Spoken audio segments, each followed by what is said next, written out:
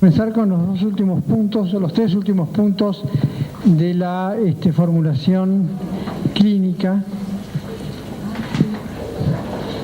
Lo anterior tenía que ver con el diseño de los objetivos del tratamiento y demás, puesto que nos daba un diagnóstico panorama y un pronóstico probable de la evolución del tratamiento, tanto mirado fenomenológicamente desde la perspectiva psiquiátrica como dinámicamente desde la perspectiva de este modelo. En el plan terapéutico, como en todo plan, como ustedes saben, se distinguen clásicamente dos aspectos. El primer aspecto de planificación estratégica y el segundo aspecto de implementación operacional. ¿No? En un caso digo cuáles son los objetivos que quiero conseguir o que sería importante conseguir, y en el segundo caso cómo se hacen. La planificación estratégica habitualmente no se tiene demasiado en cuenta, lo hablamos la vez pasada, siempre se habla mucho del know-how, pero no se habla tanto del know what. Planificación estratégica es ¿qué es lo que busco?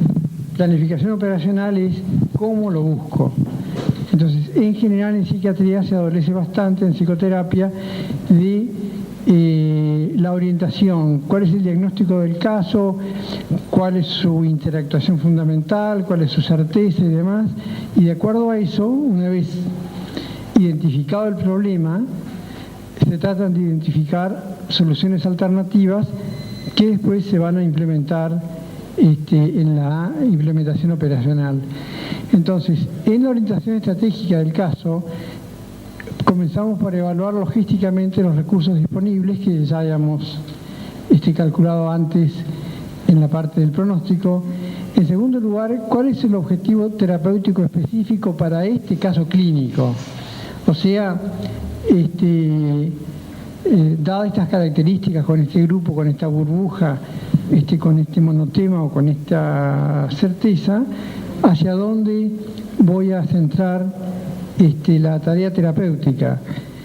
En ese sentido, una materia que está por dar, Ernesto, estábamos discutiendo el título, si es terapia o terapias breves o terapias focalizadas. En principio, esto uno podría bautizarlo como, pero el objetivo terapéutico tiene que tener, dado las características individuales del sujeto, y características totalmente singulares, y eso se puede lograr porque lo que uno hace es analizar microscópica y macroscópicamente el relato, la narrativa. Entonces uno se mete exactamente en la construcción del paciente, que el paciente tiene de sí mismo y de su realidad exterior. Finalmente, aquí es donde se diseña la proacción terapéutica mutativa específica para ese caso.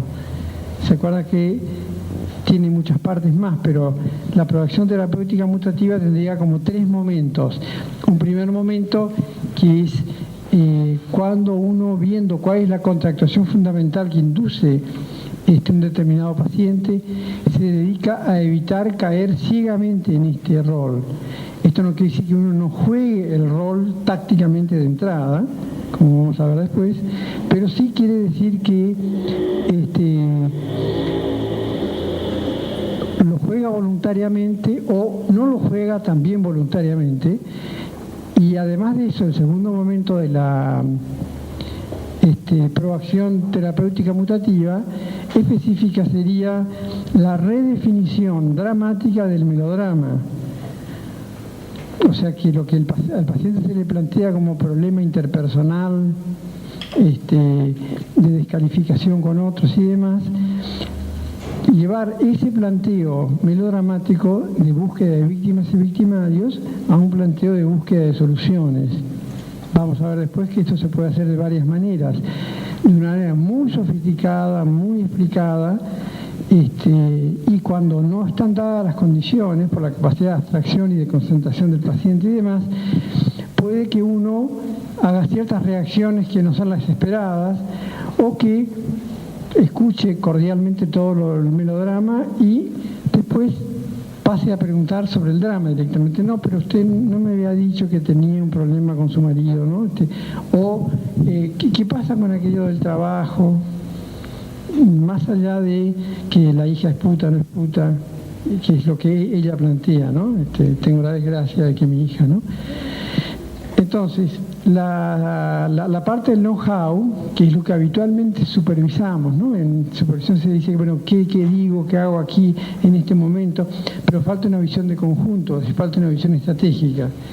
Hablábamos recién también que hay algo que se viene, que lo esbozamos en informática psicoanalítica unos años, lo practicamos mucho en Canadá, que es la telepsicoterapia, en donde la posibilidad de sintetizar la información de esta manera permite hacer intervenciones.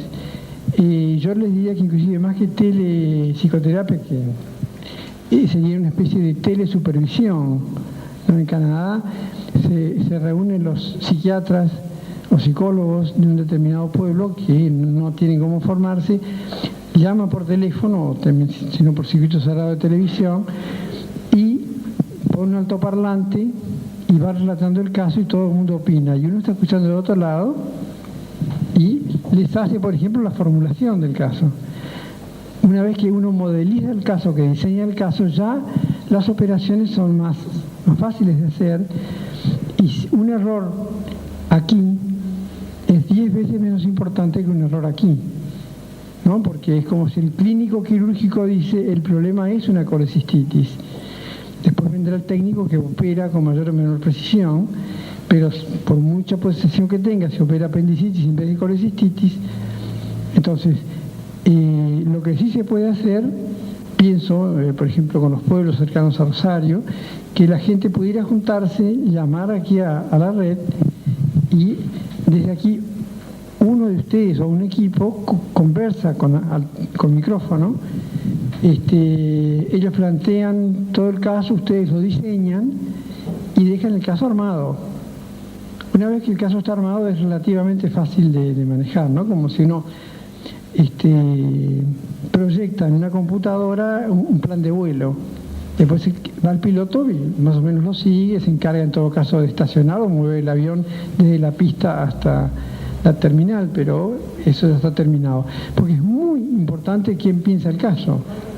Esto se hace mucho más obvio y más evidente en medicina, digamos, ¿no? Si se puede hacer en una angioplastía, de qué manera, si el paciente es muy diabético, sin considerar todos los factores en juego que hemos ido enumerando en la parte del diseño diagnóstico, y entonces dar una opinión general.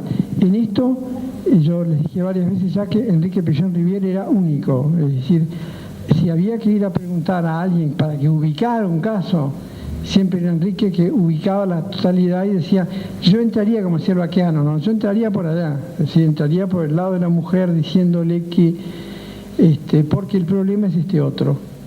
Entonces, ya ustedes con el mapa de la evolución probable, es mucho más sencillo que un terapeuta menos experimentado o menos preparado pueda conducir este caso, como podría pasar en un pueblo de los alrededores. Esto en Canadá es una cosa más o menos cotidiana. Bueno, en la implementación operacional, o sea, en el know-how, tenemos una serie de pasos que comienza con el reencuadre dramático del planteo melodramático, ¿no? O sea que cuando uno diseña el encuadre para cada caso en particular, tiene que ser un encuadre muy pensado. Entendemos por encuadre una serie de reglas de juego que van a favorecer el proceso terapéutico y que sería específica para poder bloquear eventualmente la tendencia melodramática del caso que viene. Por eso el encuadre tiene que ser a medida o de medida, ¿no? No cuando nosotros conocimos la noción de encuadre, lo importante que es, porque el encuadre es respecto de las intervenciones, como el contexto es respecto del texto. Si uno cambia el contexto, el texto cambió, ¿no? Entonces, la primera cosa que habría que hacer es, viendo todo el diagnóstico, viendo cuál es el melodrama y demás, y cuál es el drama, diseñar las variables y las constantes y sus reglas para ese caso. El segundo nivel, que es un nivel táctico de intervención, que es decidir qué tipo de intervención se va a utilizar o qué combinación de intervenciones se van a utilizar con este caso, más probablemente, ¿no? Si psicoterapia de apoyo, psicoterapia elaborativa, o sea, de apoyo sería más bien coyuntural, ¿verdad? Si se va a usar terapia ambiental o ambienterapia, y si se usa o no se usa psicofarmacoterapia, particularmente en el control del derrumbe, ¿no? O lo que hablábamos hoy con Alejandra, hasta qué punto cuando consulta al médico cardiólogo o al médico endocrinólogo o al médico gastroenterólogo, casi se podría decir que son crisis de pánico que no van a manera de pánico, sino son crisis de pánico que implotan, y entonces con ansiolíticos en algún plano se corrige, se alivia lo suficiente como para que la persona siga comiendo o no tenga palpitaciones o lo que fuere, y después tiene que pasar a otra cosa distinta, porque como ustedes saben, los ansiolíticos son fuertemente adictivos. Entonces uno se puede pescar una adicción bastante fácilmente. Van a ver que la gente que empieza con ansiolítico después tiene siempre su medio lexotanilo, ¿no? Y sí, mientras sea medio no importa, pero es más que medio. Ese es uno de los peligros de la psiquiatría que se llama biológica, donde todo es remitido a problemas de desequilibrios entre los neurotransmisores, ¿no? Entonces, como los inhibidores selectivos del reuptake, de la retoma de la serotonina, como el Xanax, o bueno, en general el alprazolam, que tienen un efecto adictivo importante. Entonces, inclusive en los Estados Unidos, en esta gente que hace psiquiatría biológica pura, digamos, que nos parece que adolece de un reduccionismo, puesto que haya repercusión neurovegetativa no implica que el problema sea neurovegetativo, es un problema simbólico que desemboca, ¿no? Entonces, pero si no, a uno lo ven y el chico está un poco deprimido, el chico tiene 17 años y dice, bueno, tiene una enfermedad bipolar que va a requerir tratamiento de por vida, y de ahí más, ¿no? Entonces, lo que se ve como resultado de ese tipo de parcialidades, de exageraciones, de excesos, es que queda un enorme tendal de adictos que se ponen muy mal si se les saca la droga después. Entonces la droga tiene sus vueltas, ¿no? Es indudablemente imprescindible, digamos, su uso, sobre todo en las situaciones de derrumbe agudo, que no hay otra, ¿no? Pero en cuanto que sea posible ir sacando la medicación, es mucho mejor. Por ejemplo, en los tratamientos de la crisis de pánico, hay un primer momento en que uno trata de estabilizar al paciente para que no esté, 6, 7 meses sufriendo horribles ataques de pánico, miedo a la descompostura, miedo a volverse loco, miedo a morirse. Pero uno se lo logra, le da el alprazolam 3 veces por día, 1 miligramo, 2 miligramos, y le da un antidepresivo por la mañana, como el fluoxetin o equivalente, ¿sabes cómo se llama? Aropax o Luvox. El punto es cómo cura después la adicción, porque se va entre que sirve de acompañante fóbico, ¿no? Acompañante contrafóbico, y que da cierta tranquilidad. Es un poco como el cigarrillo. El cigarrillo no se puede dejar porque es un ansiolítico de primera. Realmente es un euforizante, ansiolítico, permite concentrarse, ¿no? Es porque tiene todas estas acciones atractivas que la gente comienza a fumar y después le resulta muy difícil poder dejar el tabaquismo. Entonces, las drogas hay que usarlas con toda inteligencia, pero de una manera tal que en cuanto que uno pueda dejar que el mismo paciente, ya con su estructura simbólica y social mínimamente modificada, vaya adquiriendo nuevamente control sobre sus reacciones, y que, bueno, no toda reacción emocional sea un ataque de pánico, ¿no? Bueno, ponemos la otra página.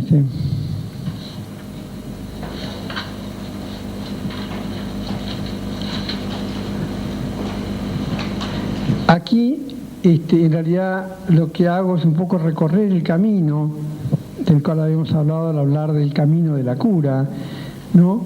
Que son las probables etapas del tratamiento, que comienzan con la consulta, la formulación, de la formulación se desprende un encuadre, y de ahí se pasa a la contención de la crisis, de ahí a la elaboración del melodrama, después a la conversión de la burbuja, es decir, qué tipo de maniobras antiagente, antipaciente tenemos, y de qué forma encararíamos ahí, al trabajar sobre la burbuja, la terapia de pareja, la terapia de familia, ¿no? Es una terapia de grupo, más o menos directa.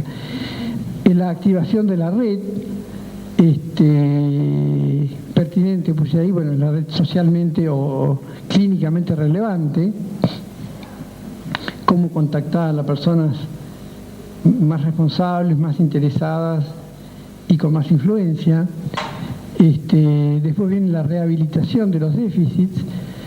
La rehabilitación de los déficits tiene que ver con una rehabilitación intelectual, emocional, instrumental y de autorreflexión, que es algo verdaderamente coyuntural, ¿no? Es decir, el paciente tiene ese fracaso reiterado, tiene su angustia traumática, entra en melodrama porque tiene déficit para resolver nuevos tipos de problemas. Pues bien, en este caso, la rehabilitación va a tratar de resolver, por ejemplo, que el paciente adquiera mayor fortaleza afectiva, que es una de las cosas más trabajadas en psicoterapia, particularmente en terapia psicoanalítica, ¿no? Es el trabajo sobre los afectos, la conexión de los afectos con las causas que producen, como los psicosomáticos que están como cortada, la parte afectiva, cómo poder resistir a las situaciones de adversidad y seguir peleando, ¿no? El que quiera leer sobre fortaleza afectiva puede leer un poeta argentino que se llama Alma Fuerte, tenía el alma muy fuerte y por lo tanto, pero él habla mucho, ¿no? De eso, de cómo aguantar, resistir, y lo que les dije antes, un líder nunca fracasa, solamente se equivoca y aprende, y como no se puede aprender sin equivocarse, esto es estructural, ¿no? Porque supongamos que el paciente tiene una crisis laboral y tiene que entrar en una reconversión laboral. Acá no lo puse, pero debería haberlo puesto. Es distinta la rehabilitación que la recapacitación laboral específica. Si bien la recapacitación laboral forma parte, si ustedes quieren, ¿no?, de una capacitación genérica, intelectual, emocional, instrumental y de autorreflexión. Pero aquí ya la cosa cambia en cuanto a que aquella cuestión de que en la psicoterapia no había docencia, no se enseñaba nada, eso forma parte otra vez de otro brutal prejuicio, producto verdaderamente de la ignorancia. Al contrario, el paciente está aprendiendo desde el momento que entró y habla, y el otro, en vez de contestarle lo que él generalmente produce, le contesta una interpretación nomás. Ahí ya está cambiando, está aprendiendo. Entonces, no hay que tener problemas de entrar a que el paciente, así, aplicar todas las reglas de la teoría del aprendizaje, ¿no? Bueno, rehabilitación, entonces, déficit, superación de la crisis de incompetencia que llamamos drama, ¿no? Es decir, una vez que me rehabilité intelectual, emocional, socialmente, y me recapacité, porque me reconvertí laboralmente aprendiendo cosas que no sabía, me recapacité emocionalmente tratando a mi pareja como una novia, porque si yo digo, bueno, pero antes cuando estábamos de novios era más lo que decíamos la vez pasada, es decir, era más hechicera, ¿no? La transformación en bruja depende de uno. Entonces, lo que uno no se da cuenta es que uno trata como una bruja y se embrujece, ¿no? Eso requiere una recapacitación. Les recomiendo ardientemente una película que se llama Don Juan de Marco, en donde ahí se ve el poder de la imaginación y cómo se reactiva la pareja del psiquiatra con su mujer a partir de lo que decía el paciente. Si el paciente tiene una historia muy sórdida, en donde los padres se engañaban mutuamente en forma más o menos grotesca, el padre muere en un accidente, una vida sórdida, pero algo tiene, que se ve en la madre que era monja después, algo de vuelo tiene, y reconstruye y dice que él es don Juan Tenorio, ¿no? Y que está buscando a doña Ana, como ustedes saben es la mujer que sedujo a don Juan Tenorio, y que después el padre lo retó a duelo a don Juan lo mató al padre, en fin. Pero era un gran seductor, donde iba, ¿no? Ganaba sus partidos. Y él logra que el psiquiatra reactive su relación de pareja. La pareja que es Faye Dunaway lo mira un poco asombrado, a Marlon Brando, gordísimo, qué sé yo, pero gordo y todo, Marlon Brando, ¿no? Entonces se van a bailar en una isla al final, y ahí se encuentra con doña Ana. Es decir, que ese juego entre fantasía y realidad requiere de una recapacitación, de una reconversión sentimental. ¿Vieron cuando entra don Juan y a la casa y está la abuela, que es una chata brutal, y dice, abrí la puerta y estaba el zorro ahí, dice, ¿no? Porque viene con capa, ¿no? En cambio ella ahí se va, se mete en una fiesta, en una reunión, y hay una mujer muy linda que está ahí, él se siente y le empieza a hablar, le dice que es don Juan, ella la mira divertida, y finalmente le dice, bueno, mira, vos me gustás mucho, si este dedo es una pierna tuya y y estas son tus rodillas, a mí me gusta ir un poco más arriba, ¿no?